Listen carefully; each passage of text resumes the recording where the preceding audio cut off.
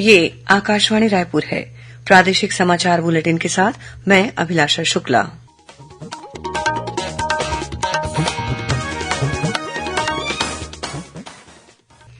और अब पेश है आज के मुख्य समाचार। मुख्यमंत्री ने आज उच्च स्तरीय बैठक लेकर कंजक्टिवाइटिस की रोकथाम के उपायों की समीक्षा की। स्वास्थ्य विभाग ने शैक्षणिक संस्थाओं और आवासीय छात्रावासों में बचाव के लिए आवश्यक दिशा निर्देश जारी करने को कहा। One nation one ration card योजना के तहत राशन कार्डधारी हितग्राहियों को ई-केवाईसी अब 31 अगस्त तक किया जाएगा। बस्तर संभाग में आज से वृक्षारोपण कार्यक्रम पोदला उरस करना शुरू। ये कार्यक्रम आगामी 9 अगस्त तक चलेगा। और मौसम विभाग ने प्रदेश में 1-2 स्थानों पर भारी वर्षा होने और आकाशीय बिजली गिरने की चेतावनी दी।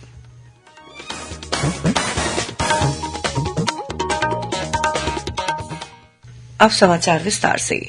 मुख्यमंत्री भूपेश बघेल ने आज रायपुर स्थित अपने निवास कार्यालय में एक उच्च स्तरीय बैठक लेकर आंख आने की बीमारी कंजक्टिवाइटिस की रोकथाम के उपायों की समीक्षा की।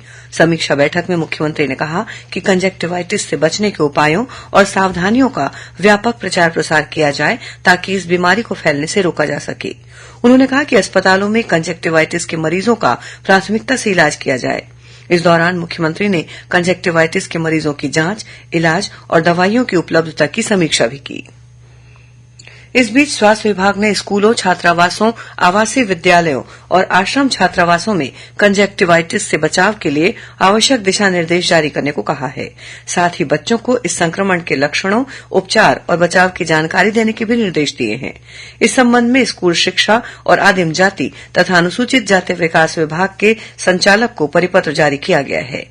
जारी परिपत्र में कहा गया है कि राज्य में मौसम के कारण आंख आने की बीमारी बढ़ गई है। ये संपर्क से फैलने वाली बीमारी है जो सघन रहवासी क्षेत्र में अधिक फैलती है। इस बीमारी में रोगी की आंख लाल हो जाती है, कीचड़ आता है, आंसू आते हैं, चुभन होती है और कभी कभी सूजन भी आ जाती है। इस बीच स्वास्थ्य विभाग ने सलाह दी है कि कंजक्टिवाइटिस होने पर पीड़ित मरीजों की आंखों में एंटीबायोटिक ड्रॉप जैसे जेंटामाइसिन, सिप्रोफ्लॉक्सासिन और मॉक्सीफ्लॉक्सासिन 6 बार 1-1 बूंद 3 दिनों तक डालना चाहिए।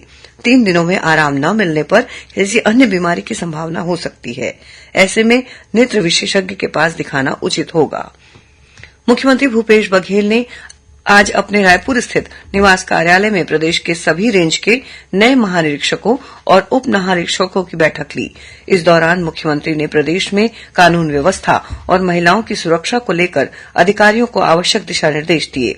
उन्होंने पुराने गुंडे बदमाशों, चाकूबाजों, जुआ, सट्टा और ऑनलाइन गेमिंग पर कड़ाई से रोक लगाने को कहा। बैठक में मुख्य सचिव अमिताभ जैन और पुलिस महानिदेशक अशोक जुनेजा भी उपस्थित थे। इस बीच राज्य सरकार ने राजनांदगांव और रायगढ़ को नया पुलिस रेंज बनाया है। वहीं भारतीय पुलिस सेवा के 6 अधिकारियों के प्रभार बदल दिए हैं। जारी आदेश के मुताबिक राहुल भगत को पुलिस महानिरीक्षक राजनांदगांव और रामगोपाल गर्ग को पुलिस उप महानिरीक्षक रायगढ़ की जिम्मेदारी सौंपी गई है।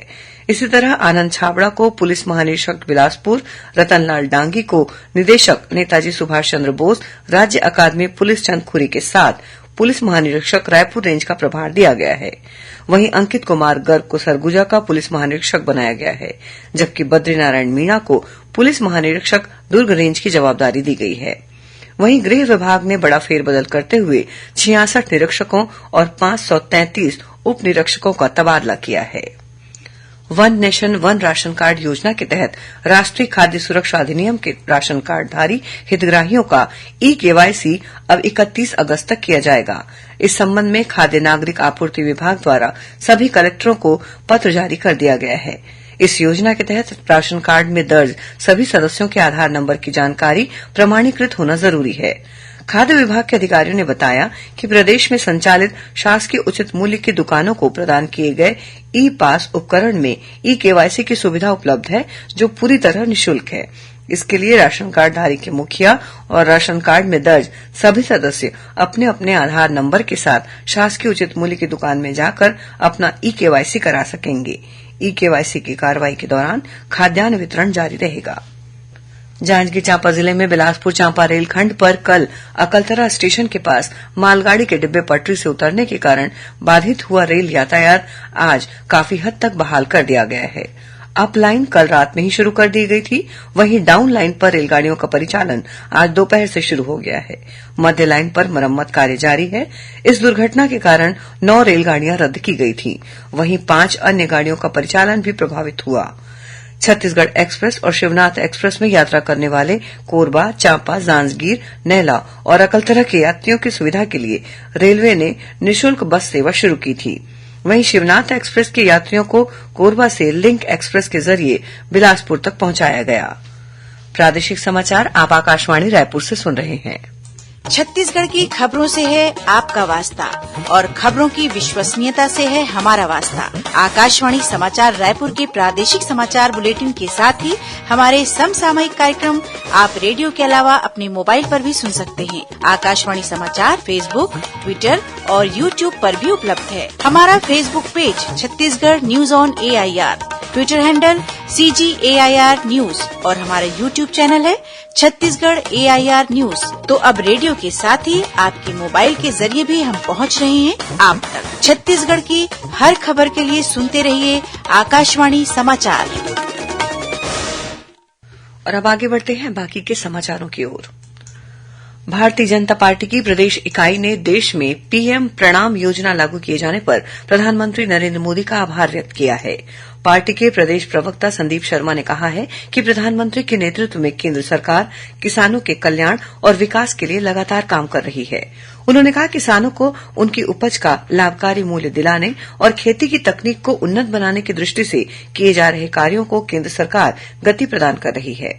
इस बीच आज रायपुर स्थित भाजपा कार्यालय में आयोजित एक पत्रकार वार्ता में पूर्व विधायक देवजी भाई पटेल और सहकारिता प्रकोष्ठ के प्रदेश संयोजक शशिकांत द्विवेदी ने राज्य सरकार पर आरोप लगाया कि वो सहकारी समितियों में मनमानी कर सहकारिता आंदोलन को नष्ट कर रही है।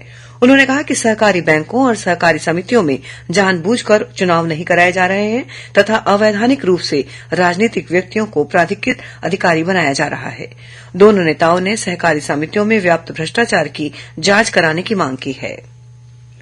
बस्तर संभाग में आज से वृक्षारोपण कार्यक्रम पोदला उरसकरा शुरू हुआ। यह कार्यक्रम आगामी 9 अगस्त तक चलेगा। बस्तर रेंज के पुलिस महानिरीक्षक सुंदरराज P और कांकेर जिले के पुलिस अधीक्षक दिव्यांग पटेल ने शासकीय कन्या उच्चतर माध्यमिक विद्यालय कांकेर में शहीद रामकुमार यादव की स्मृति में वृक्षारोपण कार्यक्रम का शुभारंभ किया। इसी तरह बस्तर संभाग के अन्य जिलों दंतेवाड़ा, सुकमा, बीजापुर, कोंडागांव और नारायणपुर में भी शहीद जवानों तथा माओवादी हिंसा में मारे गए नागरिकों की स्मृति में वृक्षारोपण कार्यक्रम की शुरूआत की गई। प्रधानमंत्री नरेंद्र मोदी के नेतृत्व में एनडीए सरकार के 9 वर्ष पूरे होने के उपलक्ष्य में जांजगीर चांपा जिले के अकलतरा में आयोजित 3 दिवसीय मल्टीमीडिया चित्र प्रदर्शनी का आज समापन हो गया। अंतिम दिन सेवा भाव से संभव है सुशासन विषय पर भाषण प्रतियोगिता का आयोजन किया गया। इसके अलावा विभिन्न स्कूलों के प्रतिभागियों ने देशभक्ति गीत और नृत्य की प्रस्तुति दी। समापन समारोह में स्थानीय विधायक सौरभ सिंह शामिल हुए। इस मौके पर उन्होंने विभिन्न प्रतियोगिताओं के विजेताओं को पुरस्कार और प्रमाण पत्र प्रदान किए। श्री सिंह ने लोगों से शासन की योजनाओं के बारे में जागरूक होने की अपील की। उन्होंने कहा कि प्रधानमंत्री नरेंद्र मोदी की पहल से लाभार्थियों का कार्य सुगम हुआ है और लोग आसानी से शासकीय योजनाओं का लाभ ले पा रहे हैं।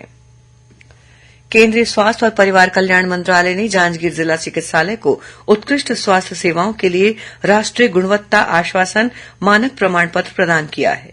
इसके अलावा अस्पताल को बेहतर प्रसूति सुविधाओं और बाल चिकित्सा सेवाओं के लिए भी लक्ष्य और मुस्कान कार्यक्रम के तहत गुणवत्ता प्रमाण पत्र से नवाजा है। श्रोताओं, प्रादेशिक समाचार एकांश के समसामयिक विषयों पर आधारित कार्यक्रम बातों बातों में इस बार नई राष्ट्रीय शिक्षा नीति पर शशांक शर्मा से ली गई भेंटवार्ता प्रसारित की जाएगी। इसका प्रसारण आकाशवाणी केंद्र रायपुर से कल 29 जुलाई को सुबह 10:30 बजे से किया जाएगा। इसे छत्तीसगढ़ स्थित आकाशवाणी के सभी केंद्र रिले करेंगे। एक भारत श्रेष्ठ भारत कार्यक्रम के तहत दिल्ली में आयोजित युवा संगम क्रॉस कल्चरल कार्यक्रम में भाग लेने के लिए कल छत्तीसगढ़ की टीम रवाना हुई। टीम को राष्ट्रीय प्रौद्योगिकी संस्थान NIT रायपुर के निदेशक डॉक्टर NV रमणा राव ने हरी झंडी दिखाकर रवाना किया। इस मौके पर NIT के प्रोफेसर और विद्यार्थी उपस्थित थे। छत्तीसगढ़ की टीम कल 29 और 30 जुलाई को नई दिल्ली के प्रगति मैदान में आयोजित कार्यक्रम में नागालैंड की टीम के साथ क्रॉस कल्चरल लोक नृत्य का प्रदर्शन करेगी। महिला और बाल विकास विभाग में पर्यवेक्षक पद के लिए परिसीमित सीधी भर्ती के अंतर्गत आंगनबाड़ी कार्यकर्ता के रूप में 5 वर्ष का अनुभव रखने वाली 45 वर्ष से अधिक आयु की कार्यकर्ता भी आवेदन कर सकती हैं। इस संबंध में विभाग द्वारा आदेश जारी कर दिया गया है। और अब पेश है मौसम का हाल। मौसम विभाग ने प्रदेश में 1-2 स्थानों पर भारी वर्षा होने और आकाशीय बिजली गिरने की चेतावनी दी है। मौसम विभाग के मुताबिक एक चक्रीय चक्रवाती घेरा उत्तर ओडिशा और उससे लगे गंगेटिक पश्चिम बंगाल और झारखंड के ऊपर स्थित है। इसके प्रभाव से प्रदेश के अनेक स्थानों पर हल्की से मध्यम वर्षा होने और गरज चमक के साथ छींटे पड़ने की संभावना है। अब कुछ खबरें संक्षेप में। बस्तर क्षेत्र के पूर्व भाजपा विधायकों ने राज्यपाल विश्वभूषण हरिचंदन से मुलाकात कर सुरक्षा व्यवस्था को यथावत रखने को लेकर ज्ञापन सौंपा है। उन्होंने कहा है कि राज्य सरकार ने उनकी सुरक्षा में कटौती कर दी है। और प्रदेश में सूबेदार, उप निरीक्षक और प्लाटून कमांडर की भर्ती के लिए शारीरिक दक्षता परीक्षा का आयोजन आगामी 30 जुलाई को राजधानी रायपुर स्वामी विवेकानंद स्टेडियम कोटा में किया जाएगा। अंत में मुख्य समाचार एक बार फिर।